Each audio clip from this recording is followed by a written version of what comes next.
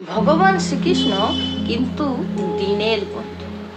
হে কৃষ্ণ করুণা সিন্ধু দীনবন্ধু জগৎপথে গোপেশ গোপিকাকান্ত রাধাকান্ত নমস্তুতে। তো এই ভগবান শ্রীকৃষ্ণ হচ্ছে দীনের বন্ধু। একটি গুরু বাড়িতে তার সমস্ত শিষ্যদের গুরুর ছেলের অন্নপ্রাশনের নিমন্ত্রণ ছিল। তো গুরু তার সমস্ত শিষ্যদের কিছু না কিছু আনবার জন্য নির্দেশ দিয়েছিল। তো সেই গুরুর একটি বিধবা শিষ্য ছিল। সে খুবই গরিব, তার কাছে একটি গরু বই কিছুই ছিল না।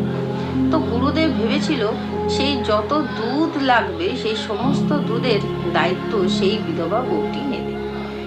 কিন্তু মুশকিল হয়ে গেল ওখানে যে সেই গরুটি তার খুব বেশি দুধ দিত না। তার ফলে কি হলো না, সেই বিধবাটি এক পাত্র মাত্র দুধ এনেছে। সেই দেখে গুরু প্রচন্ড রাগে সেই সমস্ত দুধ ফেলে দিল এবং বলল, তুই জলে ডুবে মরতে পারিস না। এই কথায় সেই বিধবা বউটি প্রচন্ড আঘাত পেয়েছিল এবং আঘাত পেয়ে নদীর তীরে গেল মরবার জন্য। তখনই যে নদীতে মরতে যাবে সেই সময় ভগবান শ্রীকৃষ্ণ তাকে দেখা দিলেন এবং দেখা দিয়ে বললেন যে এই পাত্রে দই আছে, এই দই যত নিবি তত ফুরোবে না, কোনো যত নিবি তত বেরোবে, এটা তুই গুরুদেবকে দে, গুরুদেব খুব খুশি হবে। এই বলে সে ভগবান শ্রীকৃষ্ণ অদৃশ্য হয়ে গেল। এরপরে সেই দইয়ের পাত্রটি গুরুদেবকে দিয়েছে। গুরুদেব তো মহা খুশি। তখন জিজ্ঞেস করছে, এই দইয়ের পাত্র তুই কোথা থেকে পেলি? তখন তাকে এই গুরুদেবকে যে বিধবা বউটি সমস্ত ঘটনা খুলে বলেছে। খুলে বলার পরে তখন সেই গুরুদেব বলল যে আমাকেও দর্শন করা। তখন সেই নদীর তীরে গিয়ে সেই বিধবা বউটি বলল যে গুরুদেবও একবার দর্শন করতে চান, আপনি একবার দর্শন দিন। তো ভগবান শ্রীকৃষ্ণ দর্শন দিয়েছেন, কিন্তু গুরু দেখতে পাচ্ছে না, কারণ গুরুর ভিতরে সেই নিষ্পাপ সরলতা, এই জিনিসগুলো বা গুণ যেগুলো সাত্বিক গুণ, সেইগুলো কিন্তু গুরুর ভিতরে ছিল না। তার ফলে গুরু দেখতে পেল না, কিন্তু সে দেখতে পেল। তখন গুরু বলল আমাকে দর্শন করাতেই হবে।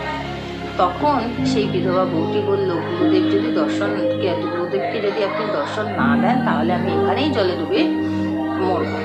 সেই যখনই যেই কথা বলাতে তখন গুরুকেও সেই ভগবান শ্রীকৃষ্ণ দর্শন দিয়েছিলেন।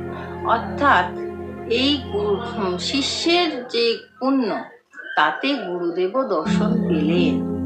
অর্থাৎ পুণ্য ফলে গুরুর পূর্ণ ফল শিষ্যদের মধ্যে বর্তায়, কিন্তু শিষ্যের পূর্ণ ফল এখানে গুরুর মধ্যে বর্তালো। এর মানে হচ্ছে ভগবান শ্রীকৃষ্ণ কিছু চান না, শুধু চান ভক্তি, শুধু চান তার ভেতরে নিষ্পাপ সরলতা, এই গুণগুলি থাকবে, ক্ষমা, এই গুণগুলি থাকবে এবং এই ভগবান শ্রীকৃষ্ণের পাদপদ্মে শুদ্ধ ভক্তি থাকবে। এইটুকুনি ভগবান শ্রীকৃষ্ণ চায়, আর কিচ্ছু চায় না। কিন্তু দুর্ভাগ্য আমাদের কাছে সেই গুণগুলি থাকে না, তার ফলে আমরা সেই দর্শনটি অধিকারী হতে পারি না। সুতরাং ভগবান শ্রীকৃষ্ণ হচ্ছেন দীনের বন্ধু, তাকে যদি ডাকা যায় তিনি অবশ্যই সাড়া দেন।